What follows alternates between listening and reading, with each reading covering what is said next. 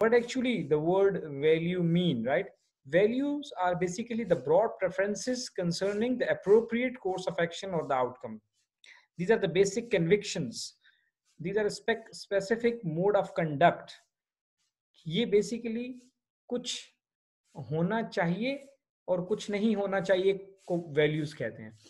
जैसे आप में से किसी ने कहा था कि यार हम कस्टमर सेटिस्फेक्शन की बात करते हैं, तो अगर लेट सपोज किसी ऑर्गेनाइजेशन के अंदर वो कस्टमर की वैल्यू, कस्टमर की बात को बहुत ज़्यादा अहमियत देते हैं, तो हम ये कहेंगे यहाँ पे customer satisfaction is the value.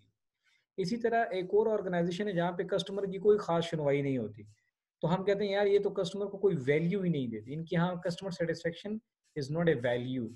इसी तरह किसी ऑर्गेनाइजेशन के अंदर आप जाएंगे तो आपको नजर आएगा कि यार वहाँ पे लोग बड़े बड़े वेल ड्रेस्ड मिलेंगे आपको, mean they value it to be well dressed. और किसी ऑर्गेनाइजेशन में जाए तो कोई स्लीपर्स में भी आ रहा है, और किसी ने नसवार डाली हुई है, किसी ने टोपी सर पे पहनी है, कोई किस तरह से गंदे कपड़ों में भी आया हुआ है, किसी के बटन खुले हुए हैं, कोई हिसाब किताब नहीं, तो means they don't value it. इसी तरह किसी ऑर्गेनाइजेशन के अंदर प्रोडक्टिविटी को बहुत वैल्यू होती है, आप मेहनत करते हैं, हार्ड वर्क है, प्रोडक्टिविटी, यही वैल्यूज हैं. तो वैल्यूज बेसिकली ऑर्गेनाइजेशंस की जो होती हैं ये मुख्तलिफ चीज़ें होती हैं. कहीं इंटेग्रिटी है, वो कहते हैं यार कुछ भी हो जाए, हमें हमें कितना भी नुकसान हो हम झूठ नहीं बोलेंगे, हम जो आपने कमिटमेंट की है हम उससे पीछे नहीं हटेंगे. तो दे इंटेग्रिटी, क्योंकि इससे हमारी जो साख है उसके ऊपर क्वेश्चन आता है. तो यार अगर नुकसान हो रहा है तो बस ठीक है, हमने कमिटमेंट की थी, हम ये ऑनर करेंगे, कोई मसला नहीं. लेकिन कई कहते हैं नहीं यार कमिटमेंट किया, कल दूसरी कर लेंगे, छोड़ो यार इसमें क्या होता है, तो बस अपने नुकसान को बचाओ, वो पैसे को ज़्यादा वैल्यू देते हैं. इसी तरह माशरे के अंदर भी वैल्यूज होती हैं. कुछ माशरों में अब देखिए हमारे हमारे जो ईस्ट का, यानी कि चले यहाँ पाकिस्तान इंडिया वगैरह का कर लें और उधर वेस्ट का देखें, तो जो वैल्यूज का बहुत फ़र्क है. हम पेरेंट्स की कदर करना, इज्जत करना, अदब करना, एहतराम करना, हमारे यहाँ ये वैल्यू है. वेस्ट में इतनी ज़्यादा इसको फोकस नहीं किया जाता. हमारे यहाँ फैमिली एक बहुत इंपॉर्टेंट वैल्यू है. वहाँ पे यार बंदा अपने डिसीजंस मोस्टली खुद लेता है, ठीक है, स्पेशली व्हेन ही और she is an 18, so they take their decisions by their own. So they don't give that much value to it. So value क्या हुआ, basic conviction and the specific mode of conduct, यानी आप कैसा किस चीज को prefer करते हैं और किस चीज को प्रेफर नहीं करते. So these are the preconceived notion of what ought और एंड ऑट नॉट, यानी क्या होना चाहिए और क्या नहीं. मिसाल के तौर पे आप टीचर स्टूडेंट की ले लें. एक टीचर है, वो कहता है यार जब मैं क्लास में हूँ तो स्टूडेंट खड़े हो जाए, तो वो इसको बहुत वैल्यू देता है कि यार स्टूडेंट मेरे लिए खड़े हो गए तो मैं बड़ा मेरे लिए बड़े ऑनर की बात है. अगर कोई खड़ा ना हो तो उसको बड़ा माइंड करते हैं, ठीक है. तो गोया कि वो स्टूडेंट्स का अपनी क्लास में जब वो एंटर हो रहा है या हो रही हैं और वो टीचर खड़े, स्टूडेंट खड़े होते हैं, तो वो उसको बहुत वैल्यू देता है. और अगर कोई वैल्यू खड़ा ना हो तो वो उसको बड़ा माइंड करता है, उसको इंसल्ट करता है, ये बातें सुनाता है.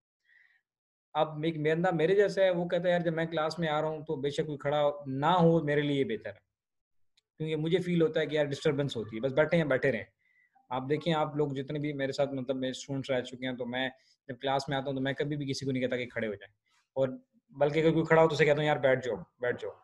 सो bees what I give value that you should keep sitting when I enter. So इसी, अब इसको अगर देखें, वो कहता है व्हाट ऑट, ऑट कहते हैं होना चाहिए, यानी वो कहता है यार एक टीचर कहता है खड़ा होना चाहिए स्टूडेंट्स को, और मैं क्या कहता हूँ ऑट नॉट टू बी, मैं कहता हूँ खड़ा नहीं होना चाहिए. तो अब मेरी और उसकी वैल्यूज अलग अलग हो जाएंगी. इसी तरह कोई आगे कहता है यार क्वेश्चन करे, तो उससे वो टीचर गुस्से में आ जाता है, तो तो गोया कि वो इस चीज़ को ये समझता है कि ये क्वेश्चन जो है ये मेरे लिए, ये मेरा इल्म चेक कर रहा है या मुझे तंग कर रहा है, वो इस चीज़ को इम्पोर्टेंस इस तरह से देता है. एक दूसरा टीचर वो कहता है यार ask as many question as you can, ठीक है, तो वो इस चीज़ को वैल्यू दे. सो वैल्यू का मतलब आप किस चीज़ को कितनी अहमियत देते हैं. इसी तरह मैंने कहा कि माशरे के अंदर भी होती हैं और ऑर्गेनाइजेशन के अंदर भी होती हैं. हमारी अपनी भी वैल्यूज होती हैं. कोई पैसे को बहुत वैल्यू देता है, कोई रिलेशनशिप को देता है, कोई क्या कहते हैं प्रोडक्टिविटी को देता है, हार्डवर्क को देता है, कोई किसी और चीज़ को इंपॉर्टेंस देता है. सो दीज आर जनरल, क्या फर्स्ट लाइन है कि ब्रॉड प्रेफरेंसेस, किस चीज़ को प्रेफर करते हैं concerning an appropriate course of action, किसी काम को करने के वक्त आप किस चीज़ को इम्पोर्टेंस है. जो लोग हार्ड वर्कर हैं, मेहनती हैं, वो कोई देख रहा हो या ना देख रहा हो, वो अपनी पूरी जान फशानी के साथ अपना पूरा बेस्ट या दी बेस्ट देते हैं. और कई देखते हैं कि यार कोई काम नहीं कर रहा तो कहते हैं छोड़ो यार डंडी मारो, जब कोई आएगा फिर पूछेगा देखेंगे. वो काम को वैल्यू नहीं देता, दूसरा बंदा काम को वैल्यू देता. वो कहता है यार जब कोई सर पे खड़ा हो तो काम करेंगे, सर पे खड़ा ना हो तो काम. So what are your preferences? What are your broad preferences concerning appropriate course of action? So ये हैं जी हमारी values, ठीक है. Values basically determine करती है what is right and wrong. इसी तरह एक ऑर्गेनाइजेशन है, वहां पे लेट आ रहे हैं लोग, कोई मसला नहीं है, बस चल रहा है काम. लेकिन दूसरी ऑर्गेनाइजेशन है, वहां पे लेट, 1 मिनट लेट का मतलब भी लेट. तो वो उन्होंने टाइम को वैल्यू दी हुई है कि भाईजान आपने 9 बजे आना है. एक दूसरी ऑर्गेनाइजेशन है, वो कहते हैं यार आप आते हो या नहीं आते हो, आप हमें रिजल्ट्स दो. लाइक सेल्स वाली जॉब्स में हो, बाज मैंने ऐसे भी देखी है ऑर्गेनाइजेशन, वो कहते हैं यार आप बेशक ऑफिस ऑफिस नहीं आओ, आप ये टारगेट मिला है बस ये टारगेट करो, मेरी तरफ से घर जाके सो जाओ. तो मैं फार्मा में था, तो एक टाइम पे तो वो इस तरह था कि वहाँ पे हमारे एक कुलीग थे, तो वो सारा उसके डॉक्टर्स के साथ बहुत अच्छी नेटवर्किंग थी. तो वो उनके उधर उनके हॉस्टल में ही रहता था, तो वो कोई कभी मार्केट विजिट नहीं करता था, कुछ नहीं करता था, लेकिन टारगेट उसके पूरे हो जाते थे क्योंकि उसके ताल्लुकात थे, नेटवर्किंग थी. तो ऑर्गेनाइजेशन को इससे प्रॉब्लम ही नहीं था. मैं जो नया नया प्रोफेशनल लाइफ में उस टाइम आया था, बिल्कुल यंग था, I just had a graduation at that time. तो मैं सुबह 9 बजे पहुंच जाना और टाई शाई लगा के और फिर पूरा वो लिटरेचर लेके रखना अपने पास. तो वो कहते थे यार आप, मतलब उसकी बनिस्बत मैं ज्यादा काम कर रहा था, लेकिन रिजल्ट्स उसके अच्छे थे. तो गोया इस ऑर्गेनाइजेशन के अंदर राइट ये है कि भाई आप जिस टाइम भी आते हो हमें इससे प्रॉब्लम नहीं है, जिस टाइम भी जाते हो हमें इससे भी प्रॉब्लम नहीं है. हमें चाहिए कि आपने आज के दिन में कितनी मेडिसिन या कितने यूनिट आपने बेचे हैं, ठीक है. तो ये राइट हो गया. जबकि एक दूसरी ऑर्गेनाइजेशन है, वो कहते हैं कि भाई आप सुबह 9 बजे sharp you must be in office. If you are late by 5 minutes you will be marked absent और you will be, your salary will be deducted और वट एवर. सो वहां पर राइट क्या होगा कि 9 बजे हर हाल में पहुंचना है. तो वो टाइम को वैल्यू देते हैं. दूसरी ऑर्गेनाइजेशन है, वो कहते हैं यार टाइम शाइम को कोई मसला नहीं है हमारे लिए, आप result, productivity, sales, this is the value. So एक ऑर्गेनाइजेशन के अंदर अपनी वैल्यूज को डिटरमिन करना ये बड़ी जरूरी है. अगर एक ऑर्गेनाइजेशन अपनी वैल्यूज को डिटरमिन नहीं कर पाती तो फिर वहां पे मेस क्रिएट होता है, डिस्टर्बेंसेस होती हैं. So it provides understanding of the attitudes, motivation and behaviour of the individuals and culture. उसी से ही लोग अपना बिहेवियर को, उसी हिसाब से अपना एटीट्यूड और बिहेवियर सेट रखते हैं. जैसे मैंने कहा कि अगर एक ऑर्गेनाइजेशन में है कि टाइम पे आना मस्ट है, जो 2 मिनट भी लेट होगा उसकी सैलरी कटेगी, तो फिर हर बंदा टाइम पर आएगा क्योंकि उसको पता है कि सैलरी कटेगी. तो अब मेरा बिहेवियर उस हिसाब से होगा. एक ऑर्गेनाइजेशन है, वहां पे है कि यार जितना काम करो उतनी सैलरी बढ़ेगी, सेल, या जैसे सेल्स में होता है कि आप जितनी सेल करें आपको कमीशन मिलता है, आपको इंसेंटिव मिलता है. तो मैं उस हिसाब से मोटिवेटेड हूँ. और अगर उस ऑर्गेनाइजेशन में है कि यार आप काम कर रहे हैं, नहीं कर रहे, कुछ लोग ज्यादा कर रहे हैं, कुछ कम कर रहे हैं, लेकिन सैलरी सबको एक जैसी मिल रही है, तो वहां पर फिर मोटिवेशन जो है फिर उस हिसाब से होगी, डाउन होगी. यानी कि फिर हर बंदा कहेगा यार मुझे क्या जरूरत है इतनी मेहनत करने की. समझिए आप. सो this is how it works. So values क्या है? वैल्यूज आपके ब्रॉड प्रेफरेंसेस होते हैं. अगर हम ऑर्गेनाइजेशन की बात करें तो उन्होंने कुछ चीजें सेट करके रखी होती हैं कि ये चीजें हैं जिस पे हमारी ऑर्गेनाइजेशन बिलीव करती है कि ये चीजें हमारी नजर में राइट है और ये चीजें हमारी नजर में रॉन्ग है. So implies that some behaviour or outcomes are preferred of over other, कि कौन सी चीज दूसरे पे प्रेफरेंस है. जैसे मैंने कहा कि सेल्स अगर है, मैं हर ऑर्गेनाइजेशन की बात नहीं कर रहा, लेकिन मैं चंद की बात कर रहा हूँ कि वो कहते हैं जी हमें टाइम से मसला नहीं है, आप हमें रिजल्ट्स लेकर आए. तो क्या होगा यहाँ पे, रिजल्ट्स या sales figures are preferred over क्या, time. So this is the importance of value. अब ये वैल्यूज अगर हम माशरे की बात करें तो कैसे बनती हैं? पेरेंट्स बनाते हैं हमारी वैल्यूज, फ्रेंड्स बनाते हैं, टीचर्स हैं, रोल मॉडल्स हैं, माशरा है एज ए होल, ये मिलके बनाता है. अभी हम जनरल माशरे की बात कर रहे हैं, ठीक है.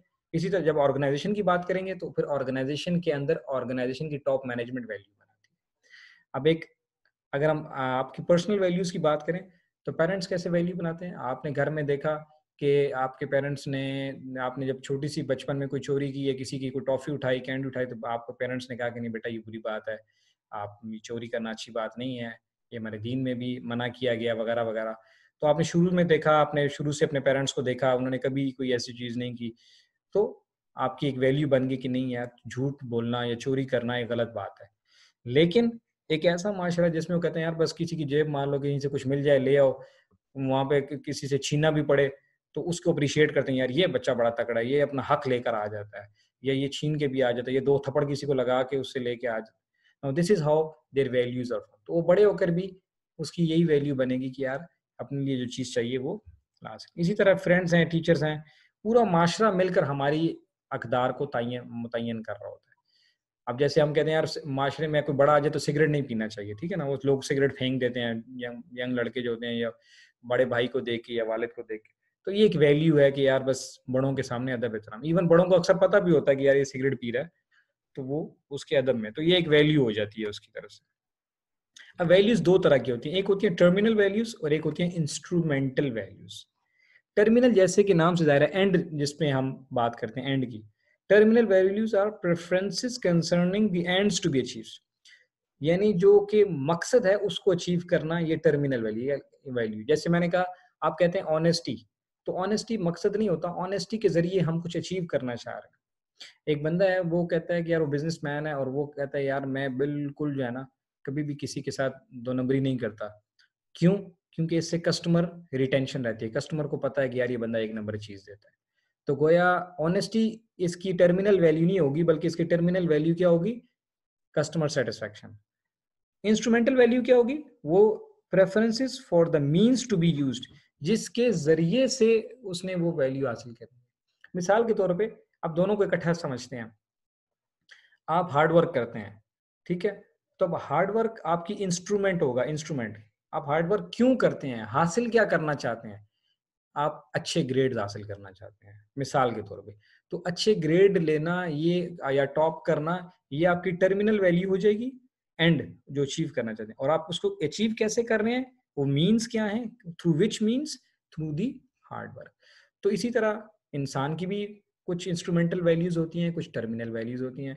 ऑर्गेनाइजेशंस की भी कुछ इंस्ट्रूमेंटल वैल्यूज होती हैं, कुछ टर्मिनल वैल्यूज होती हैं। इनकी एग्जांपल्स हम देख लेते हैं। देखें, टर्मिनल वैल्यूज एंड, अब एक आदमी की, एक इंसान की क्या टर्मिनल वैल्यूज हो सकती है? कंफर्टेबल लाइफ, एक अच्छी लाइफ, एक एक्साइटिंग लाइफ। तो इसके लिए यानी वो चाहता है कि यार मैं एक अच्छी मेरी जिंदगी हो, तो इसके लिए इंस्ट्रूमेंटल वैल्यूज क्या हो सकती है?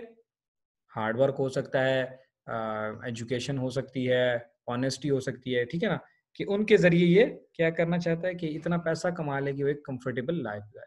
A sense of accomplishment, a world of peace, world of beauty, कुछ भी हो सकती है, इक्वालिटी, ठीक है, family of security, freedom, freedom, financial freedom, ठीक है, freedom of choice, happiness. Ultimately मैं अक्सर ये पूछता हूँ स्टूडेंट से, क्योंकि जो काउंसलिंग करता हूँ, ये लाइफ कोचिंग वगैरह, तो वो उनसे बात हो रही होती है, तो मैं कहता हूँ अच्छा यार आप क्या चाहते हैं? तो कहते हैं जी मैं सर बड़ा मैं मेहनत करना चाहता हूँ। मैंने कहा अच्छा मेहनत करके क्या? जी ग्रेड लेना चाहता हूँ, हायर ग्रेड। अच्छा ग्रेड्स ले लेंगे तो क्या हो जाएगा सर? फिर डिग्री मिलेगी तो अच्छी। मैंने कहा अच्छा डिग्री अच्छे जीपीए मिलेगी तो फिर क्या होगा? तो डिग्री मिलेगी तो जॉब मिल जाएगी। अच्छा जॉब मिलेगी तो फिर सर पैसे कमा लेंगे, तो पैसे कमाएंगे तो क्या मिलेगा? सर उससे मैं बहुत सारी आसाइशें खरीद सकूंगा, तो उससे मुझे खुशी मिलेगी। So the what point is the खुशी, the happiness, it is the end value. और बाकी जितनी चीजें थी, these are the means to achieve that value. तो इस तरह से करके आप भी अपनी लाइफ में देखें, बाज औकात हम इंस्ट्रूमेंटल वैल्यूज के ऊपर बहुत फोकस कर रहे होते हैं और हम ये भूल जाते हैं कि एक्चुअली हम क्या अचीव करना चाह रहे हैं, एंड क्या है। So instrumental values, ambitious, broad minded, capable, cheer, clean, courageous, forgiving वगैरह वगैरह, ठीक है ना, हेल्पफुल। मतलब आप इनके जरिए से क्या चाहते हैं? देखिए ना, हेल्पफुल हैं आप, मदद करके मदद करना चाहते हैं, आप बड़े हेल्पफुल हैं, तो उससे आप हो सकता है आपको सेटिस्फेक्शन मिलती हो, तो एंड वैल्यू सेटिस्फेक्शन हो जाएगी। और किसी के लिए मददगार बनना, ये आपका इंस्ट्रूमेंटल वैल्यू है। आप फॉरगिविंग हैं, लोगों को माफ करते हैं, तो क्यों माफ करते हैं? तो एंड वैल्यू हो सकती है आपकी ये हो कि यार अल्लाह राजी हो जाए, खुदा की रजा के लिए मैं लोगों को माफ करता हूँ। तो आपकी एंड वैल्यू यानी टर्मिनल वैल्यू क्या हो जाएगी? अल्लाह की रजा। या चलें अगर दुनियावी एतबार पे भी हम बात करें, तो आप कहते हैं यार मैं अपने सर पे बोझ नहीं रखना चाहता, बस माफ कर दिए, जान छूटी, वरना मेरे जहन में ये चीज चलती रहेगी तो मुझे डिप्रेशन हो जाएगा, स्ट्रेस हो जाएगा। छोड़ो बस, इसने जो किया है बस माफ करो और आगे बढ़ो। आजकल जैसे पूरी दुनिया में ये बड़ा है कि you should go for radical forgiveness, so the more you forgive the more you have live a happy life, right? So the end objective is to, terminal value is what? To go for happiness, to go for the peace. And peace हासिल कैसे करेंगे? लोगों को माफ करके, उनकी मदद करके, उनके साथ काम करके, खुश रह के वगैरह, ठीक है ना, लोगों के साथ उनके मतलब है अच्छा सा वक्त गुजार के। इसी तरह क्लीन है, नीटनेस है, आप साफ सुथरे हैं, तो साफ सुथरा एक रहना आपकी वैल्यू है। आप देखें कुछ लोग बड़े यूनिवर्सिटी में भी मैं देखता हूँ, अल्लाह माफ करे, करीब आते हैं तो बात करते हैं तो मुंह से स्मेल आ रही थी, मैं उनसे 2 मिनट बात नहीं कर सकता। या ड्रेसिंग ऐसी होती है, ऐसे लगता है जैसे अभी कम बिस्तर से उठ के आए हैं, ठीक है ना, या किसी से लड़ाई करके आए हैं। तो means they don't have cleanliness as their values, यानी क्लीनलीनेस उनकी वैल्यूज में है ही नहीं। ठीक है, आपको समझ आ रही है बात की? तो ये चीजें इस तरह से होती है। हालांकि हमारा दीन कहता है कि सफाई निस्फ ईमान है या सफाई ईमान का जुज है, ठीक है ना। तो मतलब सब, तो इस्लाम की नजर में क्लीनलीनेस क्या होगी? एक बहुत इंपॉर्टेंट वैल्यू होगी। अब कौन कितनी वैल्यूज को देता है और कौन कितनी नहीं देता। तो बहरहाल ये आपकी इंस्ट्रूमेंटल वैल्यूज हैं, यानी इंस्ट्रूमेंट्स हैं, ये वो टूल्स हैं जिनकी मदद से आगे आप क्या करते हैं, अपनी एंड वैल्यूज को, टर्मिनल वैल्यूज को अचीव करना चाहते हैं। तो ये वर्क रिलेटेड वैल्यूज हैं। ऑफिस की जब हम बात करते हैं तो अचीवमेंट है, कंसर्न फॉर अदर है, यानी ओके जी, thank you very much. Hopefully आपको कॉन्सेप्ट समझ में आ गया होगा। आप बाकी मेरी वीडियोस भी देखना चाहते हैं तो आप नीचे डिस्क्रिप्शन में जाइएगा, डिस्क्रिप्शन में आपको सारी मेरी वीडियोस के लिंक मिल जाएंगे along with the playlist. In any case, अगर आपको ये वीडियो कहीं से मिली है या कहीं से आपने डाउनलोड कर ली है, तो अब आप बाकी वीडियोस देखना चाहते हैं तो आप यूट्यूब यूरल में जाके youtube.com/कोकब मंजूर लिखेंगे तो आप चैनल ओपन हो जाएगा, और उस चैनल में जाके आपने फिर वीडियोस को क्लिक करना है तो आपको मेरी सारी वीडियोस मिल जाएंगी। वीडियोस अच्छी लगे तो दूसरों के साथ लाजमी शेयर करें और चैनल को सब्सक्राइब कर दें तो आपकी बड़ी मेहरबानी होगी। इसके अलावा ट्रेनिंग और लाइव कोचिंग के हवाले से आप अगर मुझसे बात करना चाहते हैं, अपनी पर्सनल या professional development, you feel you are stuck, you want to move ahead and you want to go for success, you are not able to figure it out कि how you can do it, तो आप मुझे, आपको मेरा WhatsApp number नज़र आ रहा है, आपको मेरा ईमेल नज़र आ रहा है, आप इस पर मुझसे रब्ता कर सकते हैं। इंशाल्लाह I will try my level best कि आपको हेल्प आउट करूँ आपकी लाइफ के और पर्सनल या प्रोफेशनल जो इश्यूज़ हैं उनको कैसे अच्छे से सॉल्व करके लाइफ में कैसे सक्सेसफुल हुआ जा सकता है। खुश रहें और अपना बहुत सारा ख्याल रखें। Thank you very much.